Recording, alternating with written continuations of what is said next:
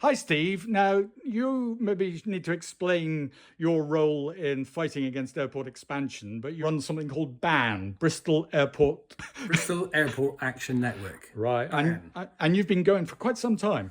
Yeah, we've been going since the beginning of the last application for Bristol Airport expansion, which was beginning of 2019. And we are a community group. We listen to what the community tells us, and the community tells us pretty clearly that they don't want airport expansion.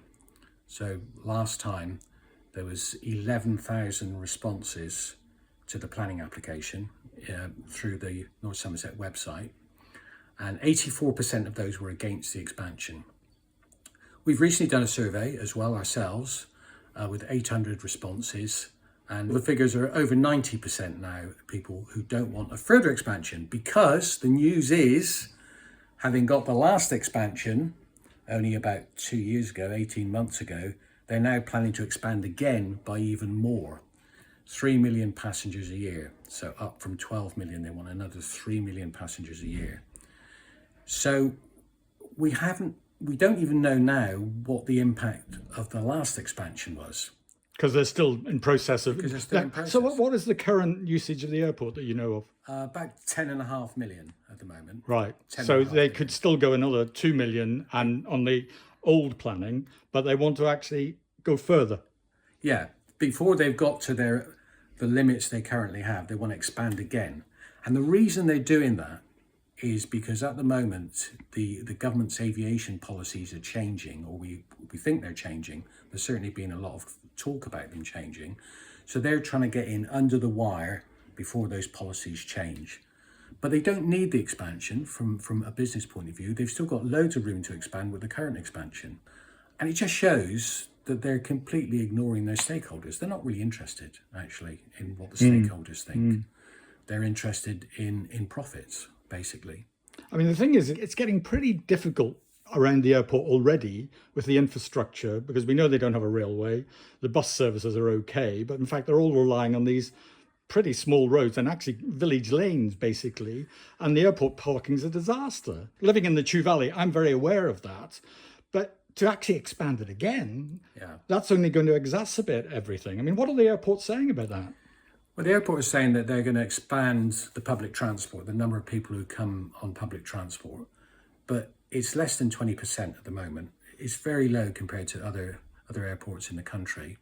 And of course, what they don't tell us is that's where they make the majority of their money.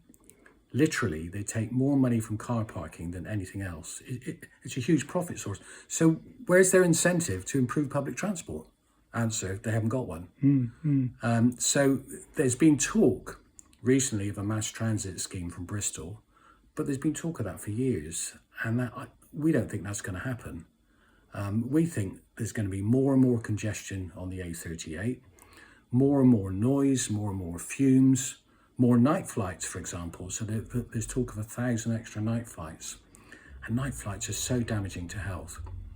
There's been proof of problems with heart, concentration for children, for example. It really impacts. There's been loads of studies around the world that shows that night flights are a really, really bad, really dangerous and bad thing. And they want to do 1,000 more night flights under this new application. I mean, playing devil's advocate here, the airport would say, we're good for business. It's growth. We need investment. We need to bring business into the area. How would you react to that?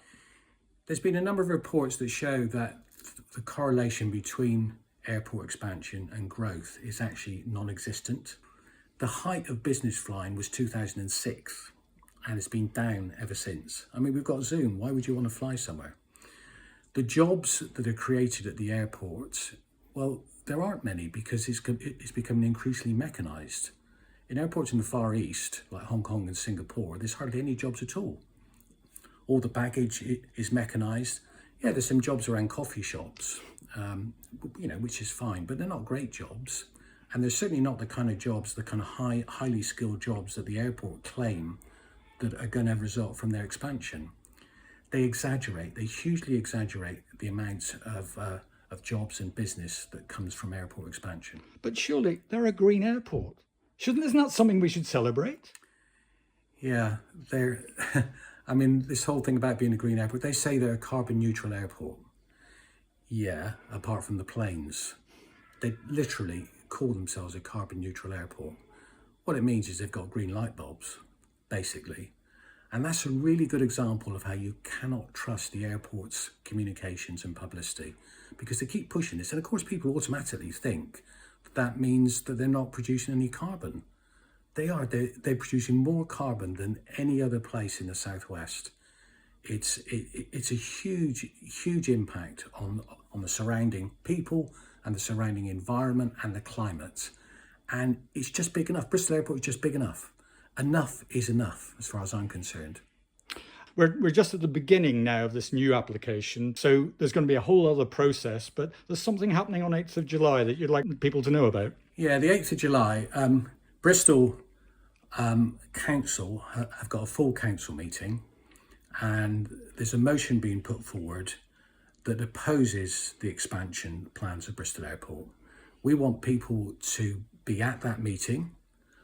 We want people to come before the meeting. The meeting starts at 1800. It's in College Green.